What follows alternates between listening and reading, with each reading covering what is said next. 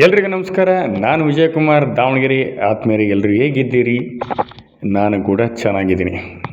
ಆತ್ಮೀಯರೇ, ಕಳೆದ 1.5 ತಿಂಗಳಿಗಿಂತ ಹೆಚ್ಚು ಶಾಂತ ಮಲ್ಟಿ ಸ್ಪೆಷಾಲಿಟಿ ಆಸ್ಪತ್ರೆಯಲ್ಲಿ ಚಿಕಿತ್ಸೆ ಪಡೆಯುತ್ತಿದ್ದ ಕನ್ನಡದ ಚಿತ್ರರಂಗದ ಹಾಸ್ಯ ಚಕ್ರವರ್ತಿ, 60 ವರ್ಷಗಳ ಕಾಲ ಕನ್ನಡ ಚಿತ್ರರಂಗವನ್ನಾಳಿದ ಹಾಸ್ಯ ದೊರೆ ಉಮೇಶ್ ಅವರು ಇವತ್ತು ನಮ್ಮನ್ನು ಬಿಟ್ಟಾಗಲಿದ್ದಾರೆ.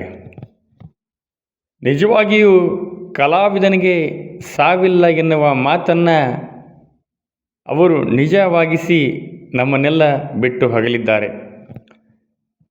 ಅಂತಹ ಕ್ಯಾನ್ಸರ್ನಂಥ ಮಾರಣಾಂತಿಕ ಕಾಯಿಲೆ ಇದ್ದರೂ ಕೂಡ ಆ ನಗುಮುಖ, ಆ ನಗು ಎಂದಿಗೂ ಬಾಡಲೇ ಇಲ್ಲ. ಹಾಸ್ಯ ಕಲಾವಿದನ ಹುಟ್ಟುಗುಣ ಯಾವತ್ತೂ ನಗುತ್ತಲೇ ಇದ್ದರು.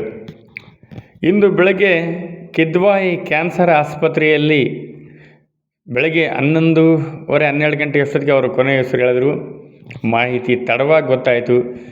ನಾವೇನು ಅಂದ್ಕೊಂಡ್ವಿ, ಕನ್ನಡ ಚಿತ್ರರಂಗದ ಹಲವರು ಅವರನ್ನು ಮಾತನಾಡಿಸಲು ಹೋದಾಗ ನಗುಮುಖದಿಂದಲೇ ಎಲ್ಲರನ್ನ ಮಾತನಾಡಿಸಿ, ನಾನು ಚೆನ್ನಾಗಾಗ್ತೀನಿ, ನಾನು ಮತ್ತೆ ನಟನೆಯನ್ನು ಮಾಡ್ತೀನಿ, ಮತ್ತೆ ಎಲ್ಲರನ್ನ ನಗಿಸ್ತೀನಿ ಅನ್ನುವ ಧೈರ್ಯದ ಸ್ಥೈರ್ಯದ ಮಾತುಗಳನ್ನು ಆಡ್ತಿದ್ದಂಥ ಉಮೇಶ್ ಸರ್ ಅವರು ಬಾರದ ಲೋಕಕ್ಕೆ ತೆರಳಿದರು.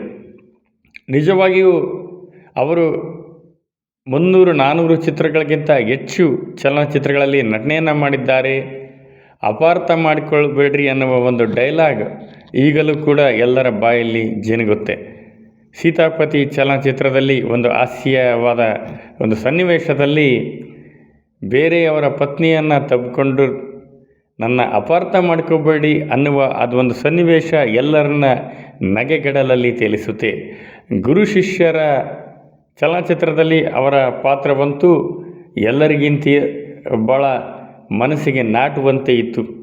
ಅಂಥ ಮೇರು ನಟ ಇವತ್ತು ಹೋಗಿದ್ದು ಕನ್ನಡ ಚಿತ್ರರಂಗಕ್ಕೆ ಒಂದು ದೊಡ್ಡ ನಷ್ಟ. ಜೀವನ ಪರ್ಯಂತ ನಗಿಸಿ ಎಲ್ಲರನ್ನ ಇವತ್ತು ಕಣ್ಣೀರಲ್ಲಿ ಮುಳುಗಿಸಿದಂಥ ಉಮೇಶ್ ಸರ್ ಅವರ ಆತ್ಮಕ್ಕೆ ಶಾಂತಿ ಸಿಗಲಿ ಅಂತ ಹೇಳಿ ನಾನು ನನ್ನ ಬಸವೇಶ್ವರ್ ಎಂಟರ್ಟೈನರ್ ಯೂಟ್ಯೂಬ್ ಚಾನಲ್ನ ಎಲ್ಲ ಚಂದಾದಾರರ ವೀಕ್ಷಕರ ಪರವಾಗಿ ಬೇಡ್ಕೊಳ್ತೀನಿ. ನಿಜಕ್ಕೂ ಅವರು ನಮ್ಮನ್ನು ಅಗಲಿದ್ದಾರೆ ಅಂದರೆ ಖಂಡಿತ ನಂಬೋಕ್ಕಾಗ್ತಾಯಿಲ್ಲ. ಅವರು ನಮ್ಮೊಂದಿಗಿದ್ದಾರೆ, ನಮ್ಮೊಂದಿಗೆ ಇರುತ್ತಾರೆ ಎನ್ನುವ ಒಂದು ನಂಬಿಕೆ ಇದೆ. ಉಮೇಶ್ ಸರ್ ಅವರಿಗೆ ಅವರ ಆತ್ಮಕ್ಕೆ ಶಾಂತಿ ಸಿಗಲಿ, ಅವರ ಕುಟುಂಬ ವರ್ಗದವರಿಗೆ ದೇವರು ಧೈರ್ಯವನ್ನು ಕೊಡ್ತಕ್ಕಂಥ ಶಕ್ತಿಯನ್ನು ನೀಡಲಿ ಅಂತೇಳಿ ನಾನು ಭಗವಂತನಲ್ಲಿ ಪ್ರಾರ್ಥಿಸಿಕೊಳ್ತೇನೆ. ಎಲ್ರಿಗೂ ನಮಸ್ಕಾರ.